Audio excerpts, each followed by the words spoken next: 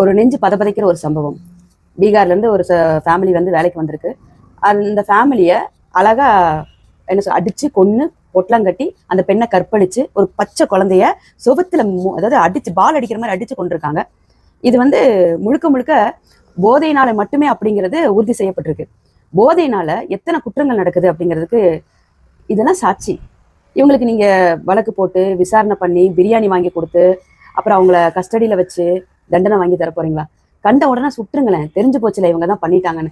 பயமாவது இருக்குல்லங்க. ஒண்ணு போதையை ஒழிக்கணும், இல்ல சட்டம் கொஞ்சம் ரொம்ப ஸ்ட்ராங்கா இருக்கணும். தப்பு செஞ்சா கொன்றுவாங்கடா அப்படின்னு. இது ரெண்டுமே இல்லாம இருக்கிறதுனால ஆக்சுவலா நிறைய பேர் ஈஸியா பேசுறாங்கங்க. என்னங்க 15 நாள் தானே, ரிமாண்ட்ல போயிட்டு ஜாமீன்ல வந்துரும், ரொம்ப ஈஸியா பேசிட்டு இருக்காங்க.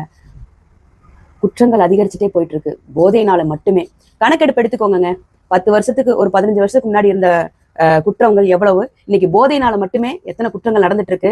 பெண்கள் கற்பழிக்கிறது வந்து பச்சை பிள்ளைன்னு பார்க்க மாட்டேங்கிறானுங்க, வயசான பாட்டின்னு பார்க்க மாட்டேங்கிறாங்க, மப்ப போட்டானுங்கன்னா அம்மா அப்பா தாய் தங்கச்சி யாரையுமே பார்க்க மாட்டேங்கிறானுங்க. எங்க போயிட்டு இருக்கு? என்ன பண்ணிட்டு இருக்கீங்க?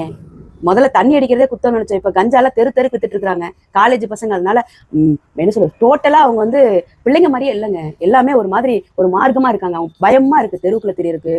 எங்கேயாவது யாருக்கிட்டையாவது ஏதோ ஒரு இடத்துல ஒரு வேலைக்கு போயிட்டு சேஃபா வந்துருவோமா அப்படிங்கிற ஒரு பதபதைப்பிலே போயிட்டு வர வேண்டியிருக்கு.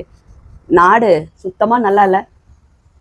இதுக்கு ஒரு தீர்வு வேணும்லாம் சொல்ல மாட்டேன். தயவுசெய்து சட்டங்கள் ரொம்ப ஸ்ட்ராங்கா இருக்கணும். குற்றம் தெரிஞ்சிருச்சா, போதையில பண்ணிட்டான்னு சொல்லிட்டு அவனுக்கு சாக்கு போக்கு சொல்லுவீங்களா? அப்ப நாளைக்கு இன்னும் வந்து போதையில நிறைய பண்ணுவான். போதையை வச்சுக்கிட்டு நீ எத்தனை பேர் இந்த மாதிரி வேலை பண்ண போறீங்க?